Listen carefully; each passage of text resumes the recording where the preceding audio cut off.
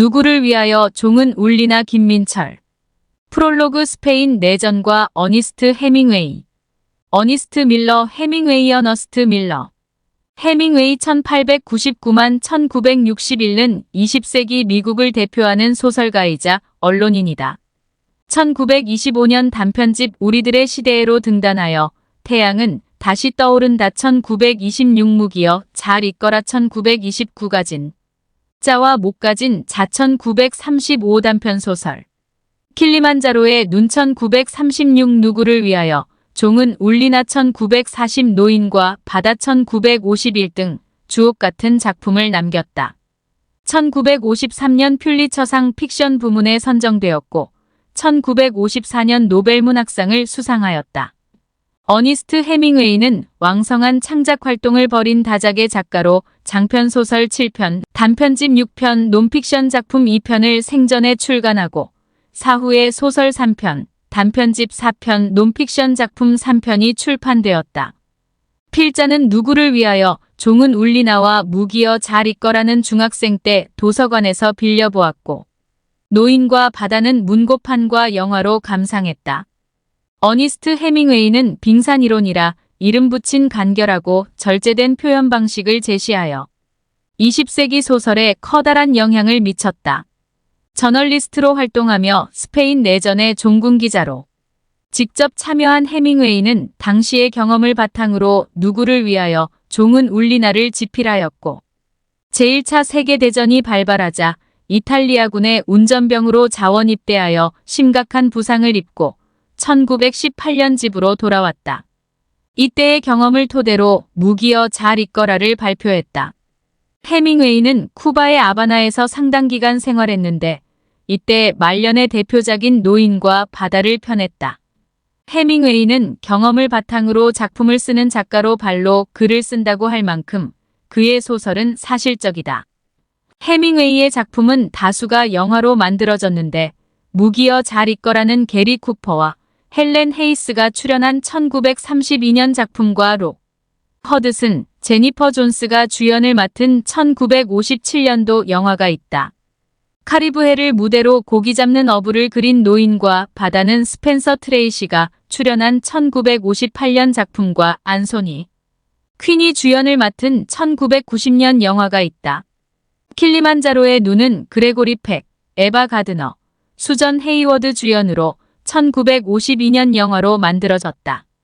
영화 누구를 위하여 종은 울리나는 샘 우드 감독의 연출로 1940년대 할리우드의 간판 스타였던 게리 쿠퍼, 잉그리드 버그만이 출연하여 1943년 7월 16일 개봉되었다. 누구를 위하여 종은 울리나는 스페인 내전에 직접 참전했던 해밍웨이의 경험을 토대로 만든 영화로 할리우드의 고전 명작으로 자리 잡았고 흥행에도 성공하였다. 영화 누구를 위하여 종은 울리나는 러닝타임 170분이 시간 50분의 장편 영화로 파라마운트 픽처스가 제작과 배급을 맡았다. 더들리 니콜스가 각본을 쓰고 샘 우드 감독이 연출했으며 빅터 영이 음악을 담당했다. 영화는 165만 달러의 제작비가 투입되어 1943년 개봉하여 그해 흥행 2위에 올랐다. 극장 흥행 수익은 총일 780만 달러로 대박은 아니지만 괜찮은 성적을 거두었다. 누구를 위하여 종은 울리나는 1944년 제16회 아카데미에서 9개 부문작품상, 나무주연상, 여우주연상, 나무조연상, 여우조연상, 촬영상, 음악상, 편집상, 미술상의 후보로 올라 여우조연상 카티나 팍시누필라을 수상하는 데 그쳤다. 제16회 아카데미 작품상은 미합중국 전쟁성에서 자진 입대를 독려하기 위한 홍보영화로 만든 카사블랑카가 수상했는데 잉그리드 버그만은 2편의 영화 모두 여우주연상 후보로 지명되었으나 수상에는 실패했다. 카사블랑카는 1942년 발표되었으나 그해 상영 일수가 얼마 되지 않아 1943년에 상영 실적으로 아카데미 작품상을 수상했다. 1943년도 미국의 흥행 1위 영화는 카사블랑카였다. 영화의 주요 등장인물은 로베르토 조던 미국명 로버트 게리 쿠퍼, 마리아 잉그리드 버그만, 필라 카티나 팍시누, 파블로아킴 타미로프, 안젤모 블라디미르 소콜로프, 엘 소르도조지프 켈레리아, 안드레스 에릭 펠라디, 집시 라파엘 미하일 라즘니, 카슈킨 페오더, 칼리아핀 주니어, 페르난도 포르투니오 보나노바 등이다. 누구를 위하여 종은 울리나는 스페인 안달루시아 지방의 론다란더에서 주로 촬영되었다. 안달루시아는 1961년 영화 엘시드가 촬영된 곳으로 스페인 남부지방이다. 영화의 배경은 스페인 내전 1936.7, 17.1939, 4.1, 이 한창이던 1937년의 전선이다. 반란을 일으켜 내전에서 승기를 잡은 프랑코 국민파 군대가 총공세를 펼치던 시기, 국제여단 소속으로 좌파 인민전선 정부 공화파 편에서 싸우는 폭발물 전문가 미국인 로베르토 조던이 마드리드에서 70km 떨어진 계곡의 교량을 폭파하기 위해 공화파 민병대와 함께 3일간 작전을 펼치는 것이 영화의 줄거리다. 어니스트 해밍웨이는 소설의 캐릭터를 구상하면서 주인공 로베르토 로버트 조던 역은 게리 쿠퍼, 마리아 역은 잉그리드 버그만을 모델로 하였다. 로베르트 조던은 미국 몬테나 출신으로 대학에서 스페인어를 강의하다 국제여단에 입대했고, 마리아는 공화파 시장의 외동딸로 반란군에 의해 윤간당하고 수용소로 끌려가다가 파블로와 필라가 이끄는 공화파 파르티잔에 구출되었다. 영화는 국제여단 소속의 지식인 로베르토 조던이야. 로베르토이 마리아를 만나 3일간 평생의 사랑을 나누고 전사한다는 스토리로 로맨스가 가미된 전쟁 영화다. 누구를 위하여 종은 울리나는 빼어난 원작을 바탕으로 만들어져 스토리 구성이 탄탄하다. 하지만 3일간에 벌어지는 이야기와 등장인물의 캐릭터에 집중한 원작을 제대로 살리지 못해 고전 영화 걸작으로 평가하기에는 2%가 부족한 것이 사실이다. 이는 샘 우드 감독의 연출력 부족이 가장 큰 이유로 꼽힌다. 감독은 빼어난 걸작 소설을 바탕으로 했으면서도 평이하고 지루한 영화를 연출하는 데 그쳤다. 게리 쿠퍼는 자타가 공인하는 우파 연기자로 좌파 지식인을 주인공으로 한 영화의 캐릭터를 온전하게 소화하기에는 사상적인 한계가 뚜렷했다. 그러나 비주얼적인 측면에서는 게리 쿠퍼와 잉그리드 버그만은 해밍웨이가 묘사한 남녀 주인공과 매우 흡사하다. 스페인 인민전선은 사회주의, 공산주의, 공화주의 반파시즘을 이념으로 하는 좌파 정치 세력의 집합체로 1936년 총선거에서 승리하여 제2공화국 좌파 연립정부를 수립했다. 마누엘 아사냐 1880만 1940가 총리와 대통령을 겸임하였고 조지 오웰이 속한 마르크스주의 통일노동자당도 연정에 참여했다. 인민전선이 집권하자 프란시스코 프랑코 1892만 1975 장군이 1936년 7월 17일 모로코 용병을 포함한 자신의 직속 군대를 이끌고 군사 반란을 일으켜 내전으로 확대되었다. 프랑코가 반란을 일으키자 자본가 계급과 가톨릭 교회를 중심으로 호응하였고 구구파 군부가 합세하였다. 프랑스, 소비에트 연방, 멕시코는 합법정부인 인민전선을 지원하였고 이탈리아 왕국, 나치 독일, 포르투갈, 바티칸 시국은 프랑코 반란군을 지원하였다. 로마 교황청이 프랑코 파시스트 반란군을 지원한 것은 무솔리니의 압력을 받아서였다. 영국과 미국은 중립을 지켰는데 이에 비판적인 지식인들은 자비로 무장하고 국제여단에 가입하여 인민전선을 지원하였다. 어니스트 해밍웨이도 국제여단에 가입하여 종군기자로 참전하였다. 누구를 위하여 종은 울리나는 제2차 세계대전의 전초전의 성격으로 확전되었는데 병력과 장비에서 압도적인 우세를 점했던 반란군이 1939년 4월 1일 마드리드를 함락시키고 결국 승리했다. 스페인 내전에서 승리한 프랑코는 파시스트 독재 체제를 구축하고 1975년 11월 20일 사망할 때까지 종신총통으로 철권 통치를 휘둘렀다. 3년간 벌어진 스페인 내전에서 50여만의 사상자가 발생하였고 유럽의 좌파 세력은 히틀러 무솔리니 프랑코로 대표되는 파시스트 정권의 탄압으로 초토화되었다. 그러면 스페인 내전을 소재로 한 영화 누구를 위하여 종은 울리나를 리뷰한다. 시놉시스 SYNOPSIS 영화 줄거리. 영화는 파라마운트 픽처스의 로고와 출연 제작진을 소개하는 오프닝 크레딧과 1937년 스페인이라는 화면이 나온다. 국제여단 소속으로 폭파 등 특수임무를 수행하는 로베르토가 동료 카슈킨과 함께 반란군의 열차를 폭파시키는 씬으로 영화는 시작된다. 로베르토는 반란군에 쫓기고 동료가 다리에 총을 맞아 도주할 수 없게 되자 권총으로 카슈킨을 쏜다. 이것은 반란군에 잡히면 지독한 고문을 당할 것이 뻔하기 때문에 작전 매뉴얼대로 한 것이다. 로베르토는 소비에트 연방에서 파견된 국제여단 사령관인 고츠 장군에게 임무를 완수했다는 것을 보고하고 다음 작전을 지시받는다. 1937년의 전투 상황은 공화파에 불리하게 돌아가는데 정부군은 전세를 뒤집을 총공세로 반격을 계획하고 있다. 고츠 장군은 마드리드로 향하는 길목에 전략적으로 중요한 교량을 폭파하라는 명령을 내린다.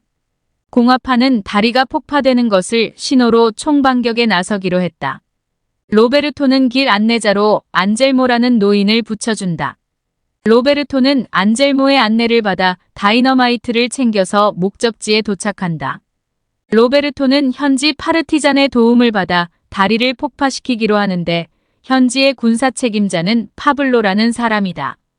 파블로는 다리를 폭파하면 반란군의 반격을 받아야 하기 때문에 탈출하기 어렵다는 이유를 들어 작전을 반대한다. 지역 파르티잔은 10여 명으로 구성되어 있는데 대원들은 파블로의 아내인 필라를 더 신임하고 따른다. 필라 역을 맡은 카티나 팍시누는 아카데미 여우조연상을 받았다. 집시 출신의 필라는 로베르토에게 호의적이다. 그녀는 공화국의 명령은 무조건 이행해야 한다고 믿는 여장부다. 필라가 다리 폭파를 돕겠다고 나서자 대원들은 모두 그녀의 결정을 따른다. 필라는 작전에 반대하는 파블로로 몰아내고 자신이 대장이 된다. 로베르토는 짧은 금발의 아름다운 19세 처녀를 만나는데 그녀의 이름은 마리아다. 곱슬곱슬한 금발의 짧은 머리에 짙은 감색 바지와 녹색의 셔츠를 입은 잉그리드 버그만이 등장한다. 잉그리드 버그만은 그녀가 출연한 최초의 컬러 영화인 누구를 위하여 종은 울리나에를 촬영할 당시 27세였는데 원초적인 자연미가 넘친다. 마리아는 첫눈에 로베르토에게 반한다. 필라는 로베르토의 송금을 보자고 하는데 보고 나서 흠칫 놀란다. 로베르토가 송금에서 무엇을 보았는지 묻지만 필라는 아무것도 아니다고 얼버무린다. 필라가 송금을 보고 놀란 것은 로베르토의 운명과 직결된 것으로 영화의 복선이다. 목표물인 다리는 좁은 계곡을 가로질러 걸쳐 있는 철교인데 화질이 선명하지 않아 세트라는 것이 확연히 드러난다. 다리는 험준한 바위산 계곡을 배경으로 나오는데 세트처럼 보이는 것이 리얼리티를 떨어뜨린다. 소설에서는 공화국을 지지하여 파시스트와 싸우는 파르티잔의 출신 성분과 그들의 과거사에 대해서도 상세하게 묘사되었다. 하지만 영화에서는 긴장감이 떨어지고 스토리 전개도 상당히 지루하다. 3일간 벌어지는 사건을 170분이나 되는 긴 시간에 담아낼 필요가 있었는가 하는 생각이 들 정도로 동굴을 배경으로 벌어지는 초반부의 스토리 전개는 몰입감을 떨어뜨린다. 감독은 이것을 의식했는지 거칠은 산길에서 로베르토, 필라, 마리아가 잠시 멈추어 서서 대화하는 것으로 변화를 주었다. 관객은 사랑에 빠진 마리아가 로베르토를 홀린 듯이 바라보는 씬에서 잉그리드 버그만의 건강미 넘치는 아름다운 자태를 보는 것으로 만족할 수밖에 없다. 로베르토는 그를 모르는 안젤모에게 그림으로 병사, 트럭, 탱크, 기병대를 그려 파시스트 반란군이 시간당 얼마나 이동하는지 파악하도록 한다. 파르티잔은 동굴에서 생활하는데 마리아는 식사 담당이다. 마리아는 대원들이 보초를 서고 돌아오면 식사를 준비해주고 로베르토의 군화와 양말을 불에 말려 준비해 놓는다. 해밍웨이는 마초과에 해당하는 작가로 영화를 보면 마리아는 로베르토의 하녀처럼 묘사하였다. 마리아는 로베르트의 군화를 신겨주고 끈도 대신 매준다. 물론 로베르토가 사양하지만 그녀는 간절하게 자신이 시중들기를 원한다. 로베르토가 마리아의 머릿결을 쓰다듬자 그녀는 진심으로 기뻐한다. 영화를 보고 게리 쿠퍼의 눈동자가 짙은 푸른색이라는 것을 알았다. 잉그리드 버그만은 녹색이 감도는 회색으로 보는 각도에 따라 회색으로 보이기도 하고 녹색으로 보이기도 한다. 로베르토가 보초를 서러 가자 마리아가 침낭을 갖고 온다. 여기서 유명한 대사가 나오는데 마리아가 키스를 할 때 코를 어디에 두어야 하는가를 묻는다. 마리아는 파시스트에게 윤간을 당하기 전에는 순결한 몸으로 키스 경험이 없다. 로베르토는 마리아에게 키스를 하고 그녀는 코를 이렇게 다른 방향으로 향하게 하니 생각보다 키스가 어렵지 않다고 상기된 표정으로 말한다. 로베르토와의 키스가 그녀의 첫 키스다. 대원들은 다리 폭파를 끝까지 반대하는 파블로를 동굴 밖으로 내쫓는다. 파블로를 내쫓는 과정에서 젊은 대원들은 그를 죽이자고 말하고 폭력을 행사하기도 한다. 영화는 파블로와 대원들의 갈등에 상당한 시간을 할애했다. 일행을 떠난 파블로는 마을로 가서 엘소르드가 지휘하는 다른 파르티잔의 협력을 받기로 하고 다시 일행에 합류한다. 파블로는 로베르토에게 영국 양반 고독에 대해 아느냐고 묻는다. 파르티잔들은 로베르토가 미국인이라는 것을 알지만 그들에게 익숙한 영국 양반으로 부른다. 파블로는 일행에게 쫓겨나 외톨이가 되자 고독을 절감한다. 필라가 로베르토에게 1936년에 파블로는 겁쟁이가 아니라 용감한 파르티잔 지도자였다고 말하는 씬이 플래시백으로 나온다.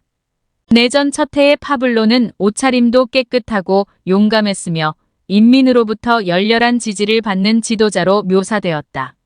로베르토는 보초를 서다 파시스트 순찰병에게 발각되어 그를 사살한다. 총성을 듣고 수십 명의 파시스트 병사가 수색작전을 펼친다. 엘소르드는 휘하 대원을 이끌고 가장 높은 바위에 올라가 싸우는데 파시스트군이 비행기를 동원하여 폭격한다. 엘소르드는 그의 형제 동료들과 용감하게 싸우다 비행기의 폭격을 받아 장렬하게 전사한다. 프랑코 반란군의 비행기를 지원한 것은 나치 독일이었다. 파블로가 엘소르드의 죽음에 겁을 먹고 다이너마이트 격발기를 불에 태우고 도망친다. 내일은 다리를 폭파하는 날이다. 로베르토는 다리를 폭파해도 반란군의 진격을 저지하기 어렵다고 판단하고 고츠 장군에게 아우구스틴을 전령으로 보내 상황을 설명하고 후속 명령을 받아오라고 한다. 영화는 아우구스틴이 고츠 장군을 만나러 가서 간발의 차이로 번번이 허탕을 치는 모습이 전개된다. 로베르토는 격발기를 대신하여 수류탄으로 다이너마이트를 폭발시키기로 한다. 마지막 날 밤이다. 로베르토는 보초를 서고 마리아가 찾아온다. 마리아는 우리에게 남은 시간이 얼마냐? 고 묻는다. 로베르토는 평생이 남았다고 대답한다. 마리아는 당신을 처음 보는 순간부터 사랑하게 되었고 내 사랑은 죽을 때까지 계속될 것이다고 뜨겁게 고백한다. 소설에는 침낭 속에서 로베르토가 마리아와 사랑을 나누는 것이 상세하게 나온다. 로베르토는 전쟁이 끝나면 마리아를 미국으로 데리고 가겠다고 약속한다. 들뜬 마리아가 로베르토와 펼쳐갈 미래를 상상하는 씬이 전개된다. 이 씬에서 꿈꾸는 듯한 표정의 잉그리드 버그만의 연기가 무척 좋다. 파블로가 다시 돌아와 로베르토에게 엘소르도의 처참한 죽음을 보고 겁이 났다고 토로하면서 자신의 과오를 용서해 줄 것을 간청한다. 파블로는 다리를 폭파하고 철수할 때 꼭 필요한 사람이다. 그를 죽이고 싶어하는 젊은 대원들도 파블로가 없으면 안전하게 철수하기 어렵다는 것을 안다. 파블로는 내일 초소를 공격할 때 도와줄 사람들이 3명 합류할 것이라고 전한다. 다음 날 필라와 파블로는 대원을 이끌고 초소와 막사를 공격하고 로베르토는 다이너마이트를 설치하고 슈류탄을 뇌관으로 삼는다. 전선줄을 수류탄의 안전핀에 걸어 파시스트군의 탱크와 트럭이 접근하면 전선줄을 당겨 수류탄을 터뜨리고 그 폭발력으로 다이너마이트를 폭파시키는 방법이다. 영화의 종반부 30여 분은 긴박감 넘치게 펼쳐진다. 필라는 초소를 박살내고 파블로도 막사를 공격하여 파시스트군을 골로 보낸다. 로베르토는 폭발물을 설치하고 다리를 벗어난다. 이때 파시스트군의 탱크와 병력을 실은 트럭이 다리로 접근한다. 로베르토는 안젤모에게 전선줄을 당기라는 수신호를 보낸다. 그러나 안젤모는 겁에 질려 전선줄을 당기지 못한다. 탱크가 다리에 들어서자 로베르토가 줄을 당긴다. 다리가 폭파되면서 전신주가 넘어져 안젤모가 깔려 죽는다. 또 파시스트 탱크를 잡는 것이 소원이다고 노래를 부르던 집시 출신의 늙은 파르티잔 라파엘은 소원대로 탱크에 수류탄을 까놓고 죽는다. 한편 파블로는 부족한 말을 확보하기 위해 자신을 믿고 따라온 아랫마을 파르티잔 3명을 뒤에서 사살한다. 파블로라는 캐릭터는 공화판에에도 극단주의자들이 많았다는 것을 설명하는 것이다. 다리가 폭파된 그 시간에 아우구스틴이 고츠 장군에게 서찰을 전달한다. 고츠 장군은 지금 공격을 멈추기는 이미 늦었고 총공격이 개시되었다고 말한다. 다리 옆에 마드리드 70km 나는 이정표가 반군이 곧 마드리드에 육박할 것임을 보여준다. 임무를 마친 파르티잔은 로베르토와 마리아를 기다린다. 필라가 로베르토를 보고 내가 본 송금이 틀렸다면서 앞으로 영국 양반은 아리따운 마리아와 평생 행복할 일만 남았다며 기뻐한다. 파블로가 철수를 지휘하는데 파시스트군이 파르티잔이 퇴각할 길목을 지킨다. 파블로가 먼저 길목을 통과하고 재정전할 틈에 한 명씩 통과한다. 마지막으로 마리아를 보내고 로베르토가 통과한다. 퇴각하는 길목은 바위와 바위 사이에 좁은 통로인데 로베르토가 안전한 장소에 거의 다다랐을 때 포탄이 그의 옆에 떨어진다. 로베르토는 말에서 떨어지며 다리가 부러진다. 로베르토는 필라에게 마리아를 안전하게 데리고 갈 것을 당부하고 파블로에게 기관총을 달라고 한다. 마리아는 울부짖으며 로베르토 곁에 남겠다고 발버둥치고 그런 그녀를 파르티잔 대원들이 끌다시피 데리고 계곡을 빠져나간다. 파시스트군 추격대가 몰려오자 로베르토는 기관총으로 그들을 막는다. 로베르토는 마리아가 안전해질 때까지 죽을 수 없다며 기관총을 발사한다. 화면에 성당의 종이 등장한다. 이어서 종소리가 울리며 영화 누구를 위하여 종은 울리나의 막이 내린다. 누구를 위하여 종은 울리나의 엔딩에서 로베르트가 사랑하는 마리아가 발버둥치며 끌려가는 모습을 아프게 지켜보는 씬은 가슴이 먹먹한 여운을 오랫동안 남기는 명장면이다. 에필로그 EPI의 로지우이. 영화 누구를 위하여 종은 울리나는 원작에 비해 많이 부족한 영화다. 할리우드 고전 명화에서 빼놓을 수 없는 작품이지만 걸작이라고 하기에는 다소 기대에 못 미친다. 해밍웨이도 영화가 지루하여 6회를 이어서 감상해야 했다고. 샘 우드 감독의 연출에 불만을 표했다는 이야기가 있는데 확실한 팩트는 아니다. 누구를 위하여 종은 울리나는 그렇지만 1940년대 할리우드 영화에서 패스하고 넘어갈 수 있는 작품은 아니다. 한국에서는 게리 쿠퍼와 잉그리드 버그만의 팬이 많아. 극장에서도 여러 번 재상영되었고 TV에서도 67회나 방영되었다. 필자는 순전히 잉그리드 버그만을 보기 위해서 다소 지루하지만 10여 차례 감상했다. 누구를 위하여 종은 울리나는 2%가 부족한 명작이지만 꼭 봐야 하는 영화다. 어니스트 해밍웨이는 누구를 위하여 종은 울리나를 출판하고서 우파로부터 스페인 내전을 지원한 소비에트 연방을 미화했다는 비판에 시달려야 했다. 해밍웨이는 그리고 1950년대 메카시 선풍이 몰아칠 때 FBI로부터 집요한 감시를 받았다. 해밍웨이는 가족력으로 정신질환을 앓았는데 FBI의 집요한 감시도 그의 심신을 황폐화시키는데 한몫을 했다. 어니스트 해밍웨이는 1959년 쿠바 혁명이 일어나자 아바나에서 아이다호주로 거주지를 옮겼고 1961년 7월 21일 엽총을 입에 물고 자살로 생을 마감했다. 19세기 미국을 대표하는 작가가 마크 트웨인 1835만 1910과 허먼 멜빌 1819만 1891이라면 20세기를 대표하는 작가는 윌리엄 포크너 1897만 1962와 어니스트 해밍웨이가 꼽힌다. 해밍웨이는 간결하고 쉬운 어휘를 사용하여 웬만큼 영어에 자신이 있으면 영문판으로 보는 것도 좋다. 스페인 내전에 참전하여 실제 전투를 치렀던 조지 오웰 앙드레 말로와 비교하여 해밍웨이를 폄하하는 사람도 있는데 이것은 그를 잘 몰라서 하는 비난이다. 조지 오웰과 앙드레